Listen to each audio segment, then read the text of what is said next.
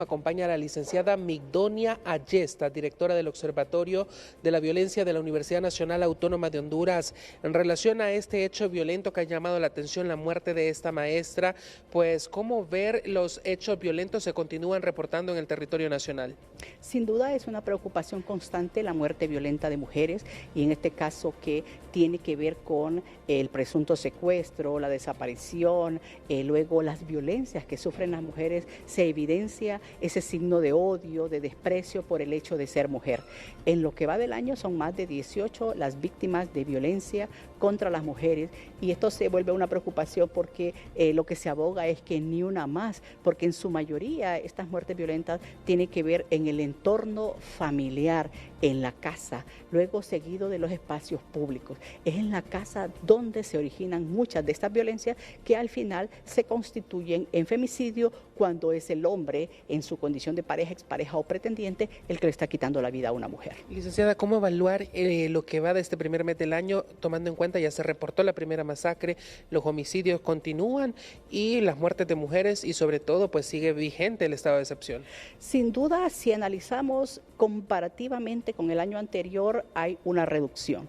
El año pasado, 2 homicidios múltiples, hasta el 18 de enero se presentaron 2 homicidios múltiples. Este año es el primero, es decir, que hay una reducción de un caso o un evento menos. En muerte violenta de mujeres también se evidencia una reducción. El año pasado fueron en promedio 230 y estamos en ese proceso de análisis para determinar cuánto es la cifra exacta de las muertes violentas de mujeres, pero este año también se evidencia que hay menos en comparación con el año anterior y en materia de homicidio en promedio es 7, que es igual al año pasado. Se evidencia que hay una reducción en las muertes violentas, los datos nos muestran eso, obviamente hay un proceso para ir viendo si hay otros casos que están ahí y que no hemos registrado, pero cuando hacemos el análisis con las autoridades, el observatorio incorpora nuevos datos y eso hace que tengamos un dato exacto. Pero en promedio se mantiene esa violencia y criminalidad,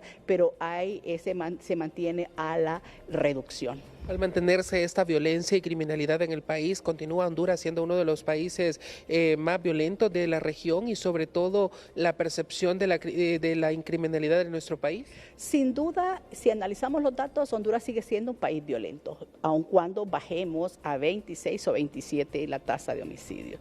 Porque el estándar internacional, es decir, a donde tenemos que llegar es a 8.8 por cada 100.000 habitantes.